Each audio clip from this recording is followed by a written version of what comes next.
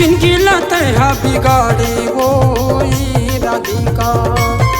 तोला कैसे कहो दिल की बात गा चंद्रशेखर गिरी। मुझे जिंदगी लाते हैं बिगाड़े वो राधिका। तोला कैसे कहो दिल की बात गा चंद्रशेखर गिरी। गरीब की दुनिया में नहीं पुचारी, गरीब की दुनिया में नहीं पुचारी, तोला पैसा से हो गए प्यार। तोला कैसे कहो दिल की बात गा चंद्रशेखर गिरी।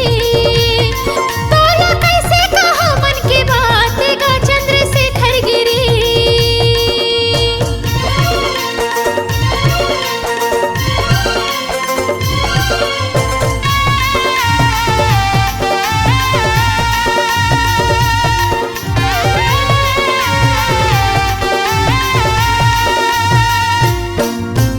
एक दिन माते रोज के मोला दुखा फोन लगावत वो।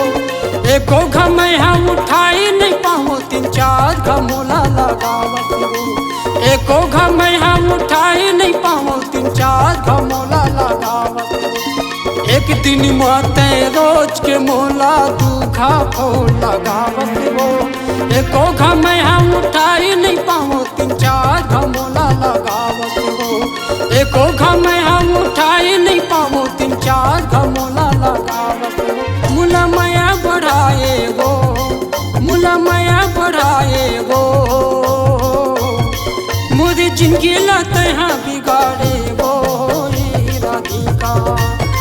तोला कैसे कहो दिल की बात गा चंद्रशेखर गिरी।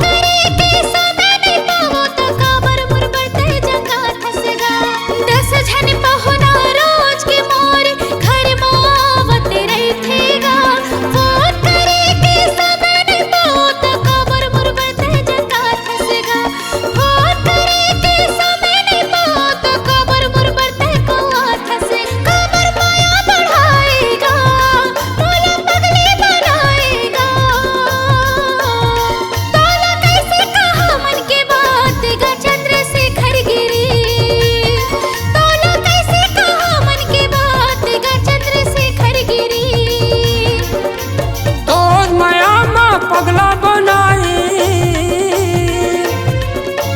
तो माया माँ पगला बनाए, जीवला जलाए ना। मुझे जिंदगी लाते हैं बिगाड़े वो राधिका।